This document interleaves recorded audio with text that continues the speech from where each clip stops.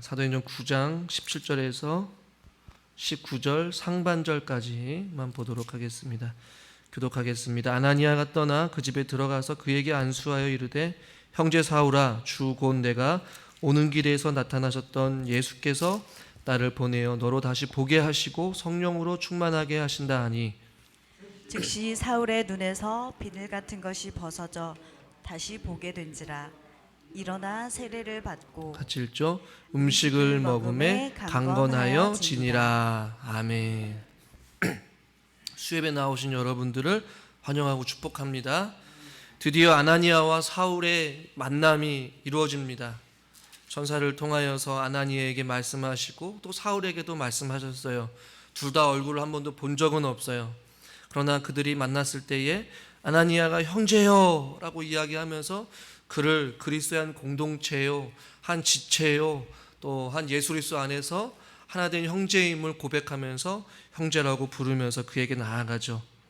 아나니아가 했던 것은 바로 오늘 성경에 보니까 사울에게 안수하였다라고 말씀하고 있고, 그 안수하자 즉시 사울의 눈에서 비늘 같은 것이 벗겨져 다시 보게 되었다라고 성경은 말씀합니다.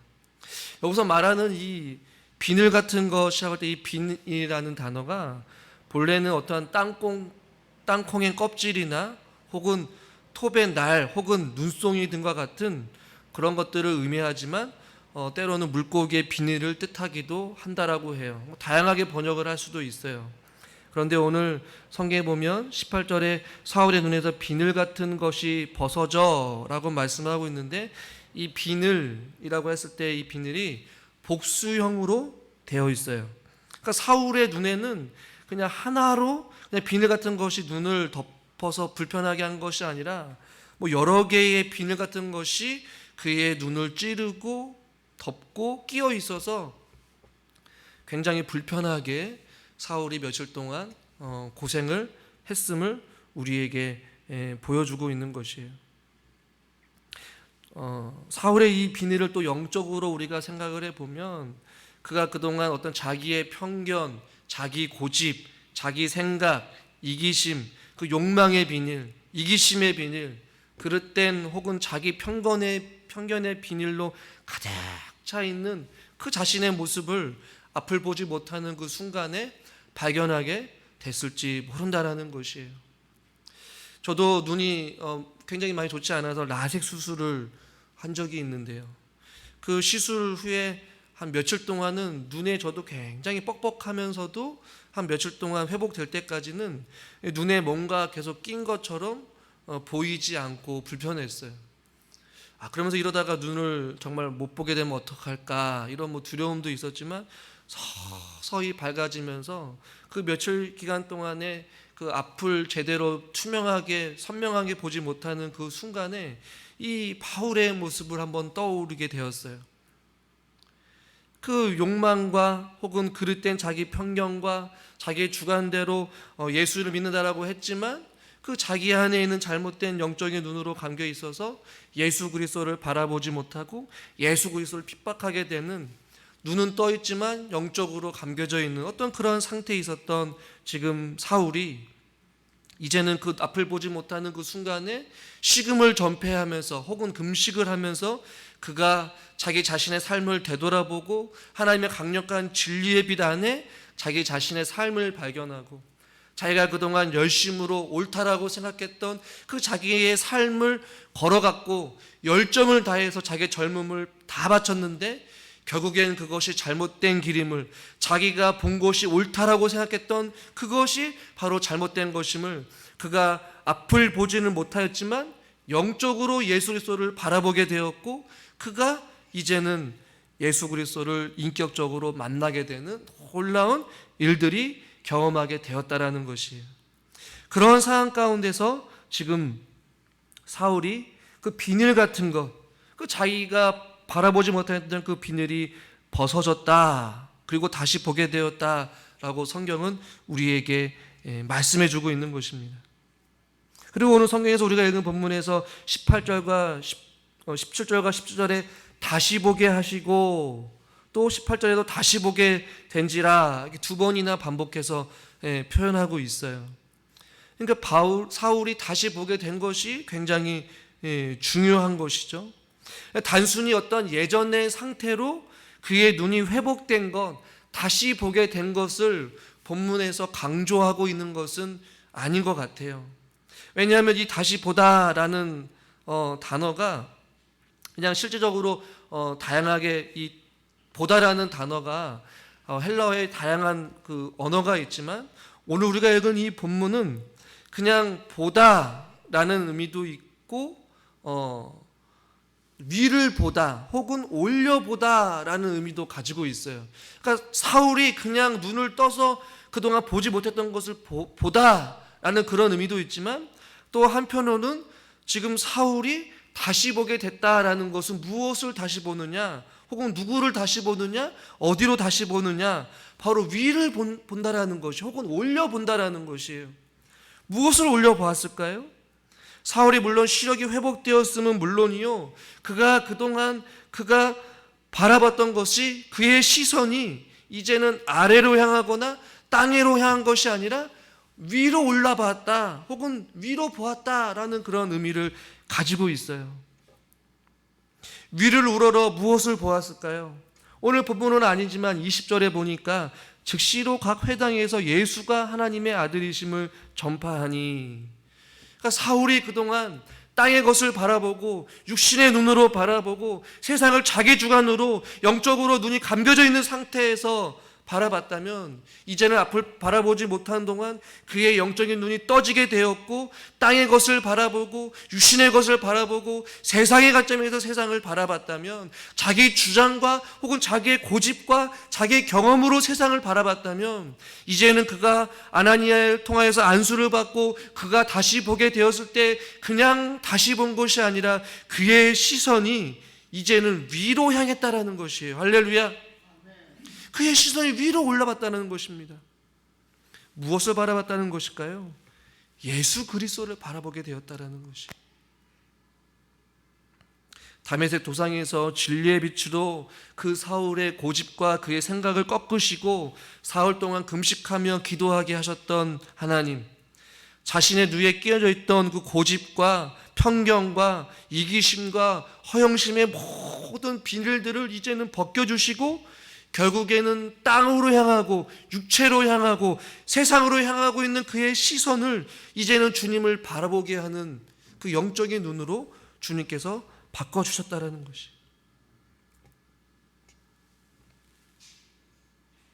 저는 사랑하는 성도님들과 저도 진리의 말씀 앞에 섰을 때 우리의 눈이 세상의 어둠으로 가득 차서 영적인 눈이 가득 감겨져 있거나 희미해진다면 다시 한 번 더 우리의 영적인 시각이 주님의 이름으로 회복되어지기를 주님의 이름으로 간절히 축원합니다. 불신앙은 우리의 물고기를 덮고 있는 비늘처럼 우리의 영적인 눈을 자꾸만 덮게 만드는 것이에요.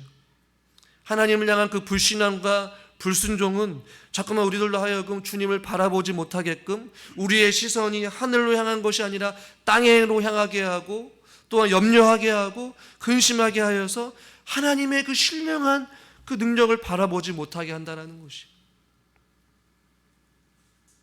주님께서 진리의 빛을 밝게 비춰줘서 우리 안에 쓰여져 있는 그 비닐들을, 그 고집들을, 그 욕심들을 주님께서 다 벗겨주셨는데 욕망의 비늘과 육체의 비늘을 다시 쓰고 살고 싶은 사람이 누가 있겠습니까?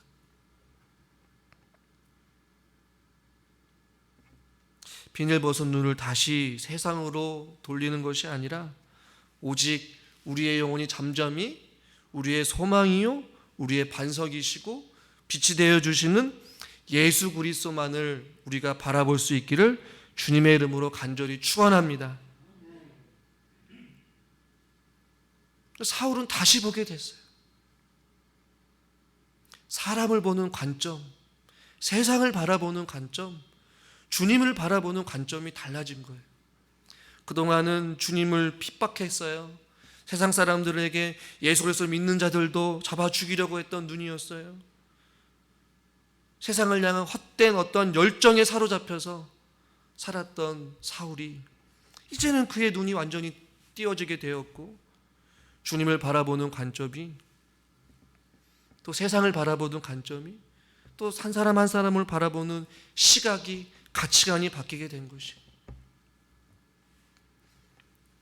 우리의 이 시각도, 우리의 영적인 눈도 변화될 수 있기를 소망합니다. 하나님을 바라보는 우리의 영적인 시각, 말씀을 바라보는 것, 또 교회를 바라보는 것, 성도들을 바라보는 것, 죄악된 세상에 바라보는 주님의 그 마음으로 바라보는 것. 여러분, 검정색 선글라스를 끼면 세상이 검정색으로 보이고, 빨간색 안경을 끼면 세상이 빨갛게 보이고, 노란색 안경을 끼게 되면 세상이 노랗게 보입니다. 세상의 관점에서 우리가 일반 세상과 동일하게 세상을 바라본다면 세상에는 소망이 없지만, 우리가 영적인 눈을 떠서 진리의 눈으로 우리가 세상을 바라보게 된다면 제 많은 이 세상 가운데 죽게 돌아올 불쌍한 죄인들이 너무나도 많다라는 것이, 저와 여러분들의 진리의 눈으로 세상을 바라보시고, 진리의 눈으로 교회를 바라보시고, 진리의 말씀으로 하나님의 말씀을 바라볼 수 있기를 주님의 이름으로 소망합니다. 우리의 눈이 건강한지를 점검해야 된다는 것이, 세상의 염려와 근심과 불안과 또 낭만 속에서 우리 안에 흐려져 있는, 우리 안에 껴있는 그 세상의 더러운 것들을 주님의 보혈로 씻어야 된다는 것이, 그리야 우리의 눈이 밝게 빛나서 하나님의 말씀을 옳게 분별하고 깨달아 알아가고 진리로 이 세상을 밝게 비추는, 영적으로 깨어있는 하나님의 사람들이 될 수 있기를 주님의 이름으로 소망합니다. 다음에 17절의 말씀 우리 다시 한번 읽어보도록 하겠습니다. 17절입니다. 아나니아가 떠나 그 집에 들어가서 그에게 안수하여 이르되, 형제 사울아, 주 곧 내가 오늘 길에서 나타나시던 예수께서 나를 보내어 너로 다시 보게 하시고 성령으로 충만하게 하신다 하니, 18절도요. 즉시 사울의 눈에서 비늘 같은 것이 벗어져 다시 보게 된지라. 일어나 세례를 받고. 안수를 한 다음에 아나니아가 사울에게 세례를 베풉니다. 그리고 성령으로 충만해집니다. 이 영적인 시각이 띄어질 뿐만 아니라 그가 사울이 세례를 받게 되었어요. 예수를 핍박하던 자가 이제는 예수 그리스도를 인격적으로 만나고 안수를 받고 세례를 받았다라고 성경은 말씀하고 있어요. 여러분, 세례는 여러 가지 의미가 있겠지만 로마서 6장 3절과 4절에 이렇게 말씀합니다. 교독하겠습니다. 제가 3절 읽죠. 무릇 그리스도 예수와 합하여 세례를 받은 우리는 그의 죽으심과 합하여 세례를 받은 줄을 알지 못하느냐. 그러므로 우리가 그의 죽으심과 합하여 세례를 받음으로 그와 함께 장사되었나니, 이는 아버지의 영광으로 말미암아 그리스도를 죽은 자 가운데서 살리신 같이 우리로 또한 새 생명 가운데로 행하게 하려 함이라. 아멘. 세례를 받은 우리는 그리스도의 죽으심과 같이 죽게 되었고, 또 그리스도와 함께 살리심 같이 되어서 우리가 새 생명 가운데 행하게 하려 함이라. 세례를 받고 이제는 사울이 새 생명 가운데 거듭나서 살아가게 되는 그런 자가 되었다는 것이. 그리고 20절에 예수가 하나님의 아들이심을 즉시 가서 전해었다라고 말씀하고 있어요. 완전히 달라진 모습이죠. 예수 그리스도를 핍박했어요. 그랬던 자가 예수가 하나님의 아들이시다 라고 전파하는 자, 완전히 새 생명 가운데 새로운 삶으로 바뀌게 되는 사울의 모습. 그러니까 세례의 본질은 주님과의 신비로운 연합이에요. 그 연합된 자가 새로운 사람으로서 거듭나서 옛사람은 죽게 되고 새로운 삶을 시작하는 것이 바로 세례를 받는 자의 모습인 줄 여러분 너무나도 잘 알고 있지 않습니까? 사울과 같이 저와 여러분도 이러한 진정한 혹은 본질적인 세례 교인으로서 우리가 살아가고 있는지 한번 질문을 던져보기를 소망합니다. 우리는 물론 세례를 받았어요.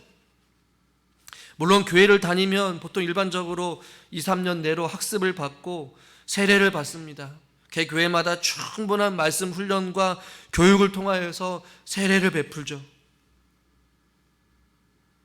그런 사람들이 주님과의 바른 관계 속에서 신비로운 연합을 통하여서 옛사람은 죽어가고 또 새로운 사람이 되어서 그가 하나님 앞에 믿음의 성장과 성숙을 이뤄가면서 하나님의 뜻대로 부르심을 받아 그 사명대로 살아가는 것, 그것이 세례교인의 삶의 모습 아니겠어요? 이 본질적인 세례교인의 의미로서 저와 여러분들이 주님과의 바른 관계 속에서, 주님과의 연합 속에서 살아가고 있느냐라는 것입니다. 사울은 그의 눈이 다시 보게 되었고 세례를 통하여서 새 생명 가운데 그가 주님과의 연합 속에서 자기 자신을 주님 앞에 죽기까지 충성하는 그런 하나님의 사람이 되었어요. 그리고 그리스도의 복음을 전파하는 증인으로서의 삶을 살아갑니다. 저와 여러분들도 주님 앞에 진정한 세례의 교인으로서 다시 한번 그 본질의 문제를 놓고 우리가 주님과의 바른 관계 속에서, 주님과의 연합 속에서 우리가 주님 말씀 앞에 순종하고 부활의 산 증인으로서 십자가의 복음을 전하는 하나님의 사명자로서 우리들이 살아갈 수 있기를 주님의 이름으로 축원합니다. 20절에 즉시로 각 회당에 가서 예수가 하나님의 아들이심을 전파하는 이러한 사명자의 모습, 이것이 바로 세례를 받은 자의 참된 모습이라는 것이죠. 더 나아가 사울은 성령으로 충만하신다라고 말씀하고 있어요. 아나니아를 보내신 목적은 단지 사울의 눈을 치유한 것만이 아니라 그를 성령으로 충만하게 하기 위해서 아나니아를 주님께서 보내셨어요. 사울이 감당할 수 있는 하나님의 그릇으로서 사용받기에 합당한 자로서 하나님께서 그를 만지시고 또한 고쳐주시고 세례를 통하여서 주님과의 연합 속에서 그의 사명을 감당하기 위해서 성령으로 충만한 은혜를 부어주신 줄 믿습니다. 이것이 진정한 그리스도인이 되어가는 과정인 것이에요. 저와 여러분들도 주의 말씀을 통하여서 우리가 죄인인 것을 깨닫게 되었고, 우리가 주님 앞에 고백함으로 주님 앞에 세례를 통하여서 주님이 나의 구원인 자이십니다 라는 신앙의 고백을 통하여서 세례를 받을 때 우리 가운데 우리의 심령에 성령의 충만한 은혜가 임하였고, 그 능력과 그 지혜와 그 권능으로 저와 여러분들이 지금 살아가고 있는 것 아니겠어요?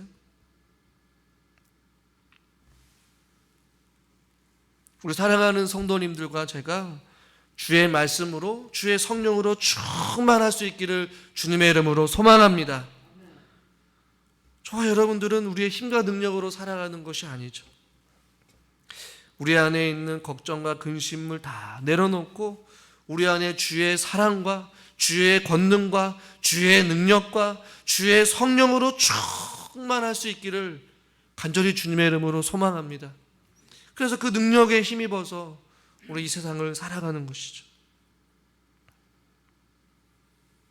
이 사울이 다메섹 도상에서의 이 놀라운 하나님의 능력을 경험하고 세례를 받고 또한 그가 기도하면서 성령에 충만했을 때에 주님 앞에 이 유대 땅끝까지 이르러서 하나님의 복음을 전하는 일에, 복음 전하는 그 사명자로서의 위대한 사명을 넉넉히 감당하는 하나님의 사람이 되었다라는 것이죠. 저와 여러분 모두 다가 바울과 같이 될 수는 없겠지만 그래도 우리들도 이 말씀을 근거하여서 말씀을 부여잡을 수 있기를 소망합니다. 우리의 눈이 바르게 떠서 주님만을 바라보게 하여 주시고 위의 것을 바라보게 하여 주시고 땅에 있는 지체를 중이고 땅에 있는 것을 바라보지 않게 해 주시옵소서. 그리고 주님과의 그 신비로운 연합 속에서 주님과 동행하는 삶이 되게 해주시고 새 생명 가운데 살아가는 자들이 되게 하여 주시옵소서.